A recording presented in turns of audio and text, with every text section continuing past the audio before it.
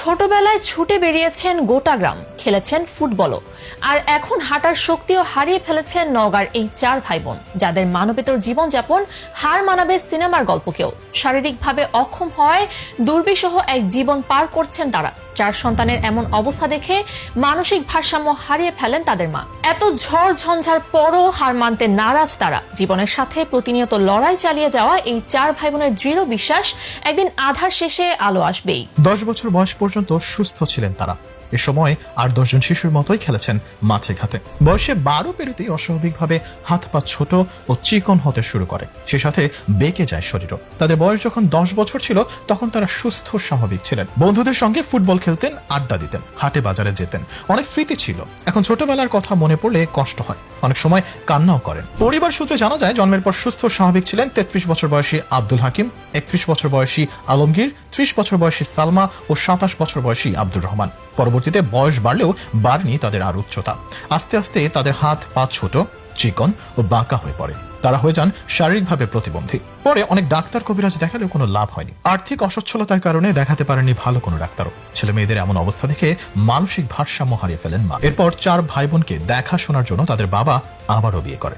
বিয়ে হয়ে আসার পর থেকেই তাদেরকে টুল টেনে চলাফেরা করতে দেখছেন তাদের সৎমা। বর্তমানে স্বাভাবিকভাবে চলাফেরা করতে না পারায় তাদের দৈনন্দিন কাজে সহায়তা করেন সৎমা। নিজের সন্তান না হলেও প্রতিবন্ধী চার ভাই বোনকে নিজের সন্তানের মতোই পরম আদরে দেখাশোনা করছেন তিনি। এভাবেই সংগ্রাম করে জীবন জীবিকা চালিয়ে যাচ্ছেন পরিবারটি। ছোট ভাই আব্দুর রহমান জানান, আজ থেকে 32 বছর আগে বাবা বিয়ে করেন কোহিনুর বেগমকে। বিয়ের পর প্রথম সন্তান হয় আমেনা খাতুন। তিনি ভালো ও সুস্থ থাকায় বাবা তাকে একই উপজেলার বালুবাজার গ্রামে বিয়ে দিয়েছেন। এরপর জন্ম নেয় আব্দুল হাকিম। তিনি জন্মগ্রহণ করেন শারীরিক প্রতিবন্ধী হিসেবে। এরপর সালমা বেগম, আলমগীর হোসেন ও আব্দুর রহমান। বড় বোন আমেনা বেগম ছাড়া একে একে চার ভাই বোন সকলেই শারীরিক প্রতিবন্ধী।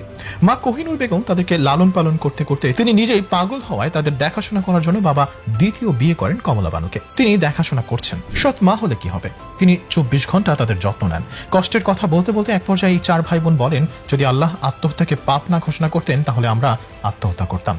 বয়সের ভারে দিন দিন অসুখ বিসুখ লেগেই রয়েছে।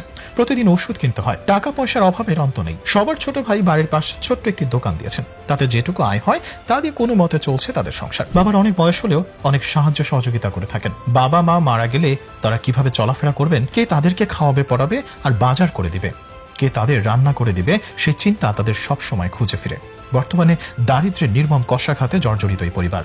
গরিব অসহায় পিতা তার প্রতিবন্ধী চার সন্তান নিয়ে জীবন যুদ্ধ চালিয়ে যাচ্ছেন। নিজের এবং সন্তানদের চিকিৎসা করাতে সর্বস্ব হারিয়ে চোখে অন্ধকার দেখছেন। চার ভাই বোন অনেক কষ্ট আর সমস্যার মধ্য দিয়ে বেঁচে আছি। চলাফেরা করা যায় না, টুল টেনে না হলে হামাগুড়ি দিয়ে কোনো রকম চলাফেরা করতে হয়। পরিবারের আর্থিক সচ্ছলতা ভালো না হয় কোনো অসুখ হলে ঠিকমতো ওষুধও কিনে খেতে পারেন না। তাই সরকারের পক্ষ থেকে বা কোনো বিত্তবান মানুষ তাদের পাশে দাঁড়ালে একটু উপকার হতো।